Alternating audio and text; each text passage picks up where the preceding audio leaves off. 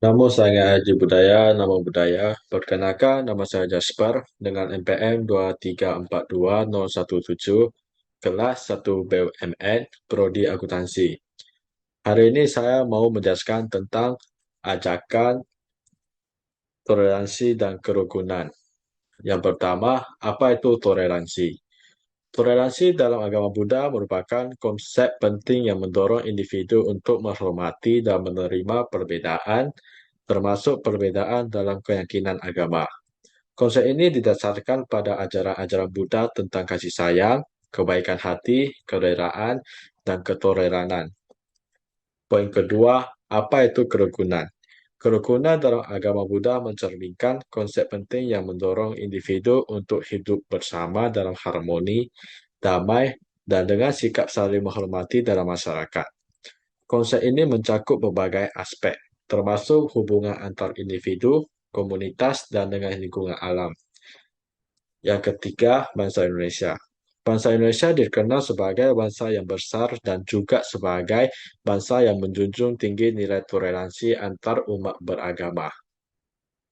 Selain itu, Indonesia dikenal sebagai masyarakat yang plural memiliki beragam suku, etnik, budaya, dan bahasa serta agama.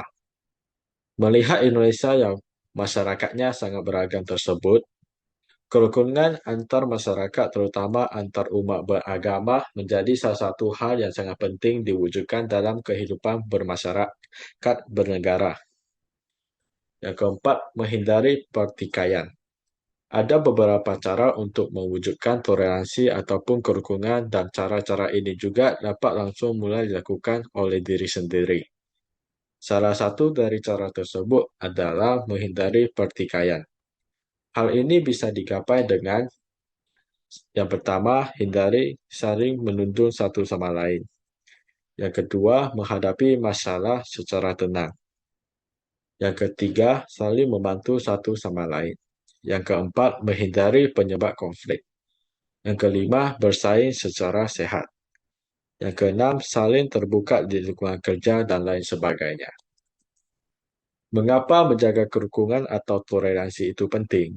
Karena menghormati adalah kunci dari sebuah persatuan yang bertujuan supaya tidak terjadi perpecahan belahan di negara sendiri akibat tidak saling menghormati sesama. Maka karena hal di atas, mari kita lakukan hal yang dapat saling menguntungkan sesama atau disebut mutualisme. Mengutamakan kepentingan negara di atas kepentingan pribadi atau golongan.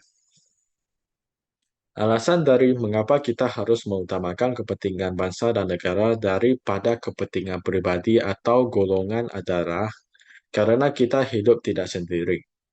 Kita hidup sebagai makhluk sosial yang tidak hanya di masyarakat namun juga di lingkup bangsa dan negara.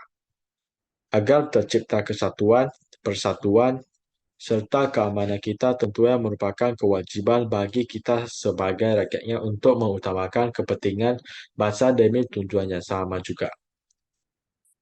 Yang terakhir, kesimpulan.